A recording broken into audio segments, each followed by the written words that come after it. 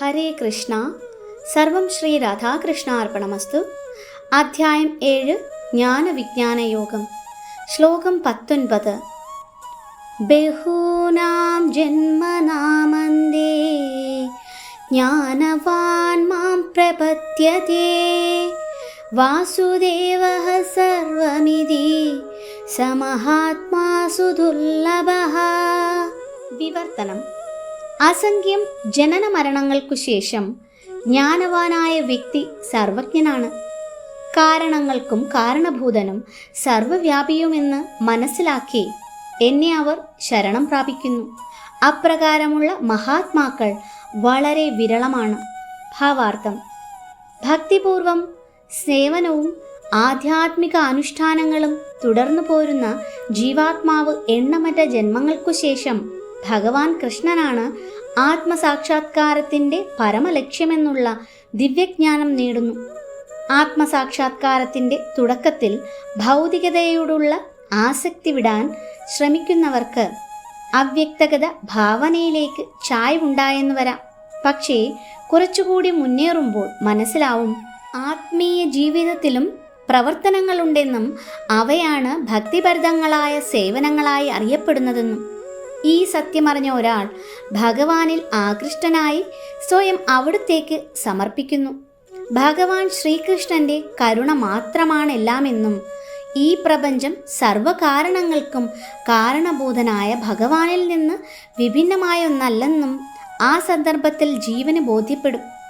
ഭൗതിക പ്രപഞ്ചം ആധ്യാത്മിക വൈവിധ്യത്തിൻ്റെ തലതിരിഞ്ഞ നിഴൽ മാത്രമാണെന്ന് അറിയാൻ കഴിയും.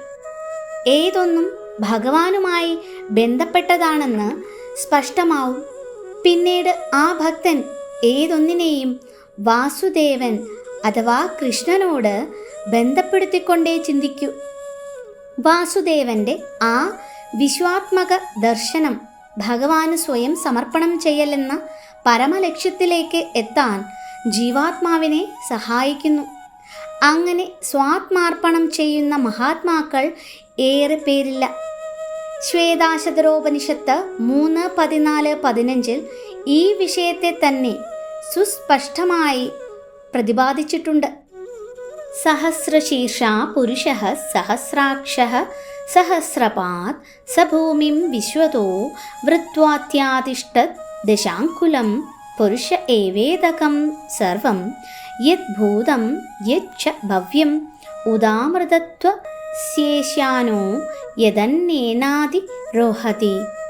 ചാന്തോക്യോപനിഷത്ത് 5:1-15 പ്രകാരം നൈവ വാചോ ന ചക്ഷുഷി ന ശ്രോത്രാണി ന മനാംസീത്യാചക്ഷത്തെ പ്രാണ ഇതി ഏവാചക്ഷത്തെ പ്രാണോ ഹ്യേവൈതാനി സർവാണി ഭവന്തി. ഒരു ജീവിയുടെ ശരീരത്തിലെ മുഖ്യ ഘടകം ദർശന, ശ്രവണ, ഭാഷണ ശക്തികളല്ല, ചിന്താശക്തി പോലുമല്ല. പ്രാണനാണ് സർവപ്രവർത്തനങ്ങളുടെയും കേന്ദ്രം. ഭഗവാൻ വാസുദേവൻ അഥവാ കൃഷ്ണനാണ് സർവഭൂതജാലങ്ങളുടെയും മുഖ്യസത്ത. ശരീരത്തിന് ദർശനശക്തിയുണ്ട്, ശ്രവണഭാഷണ ശക്തികളും ചിന്താശക്തിയുമുണ്ട്. പക്ഷേ ഭഗവാനുമായി ബന്ധപ്പെടാതിരുന്നാൽ ഇവയ്ക്കൊരു പ്രാധാന്യവുമില്ല. സർവവും വാസുദേവനും വാസുദേവൻ സർവവ്യാപിയുമാകയാൽ പരിപൂർണ ജ്ഞാനം സിദ്ധിച്ച ഭക്തൻ അദ്ദേഹത്തിന് സ്വയം സമർപ്പിതനാകുന്നു. ഹരേ കൃഷ്ണ. സർവം ശ്രീ രാധാകൃഷ്ണ അർപ്പണമസ്തു.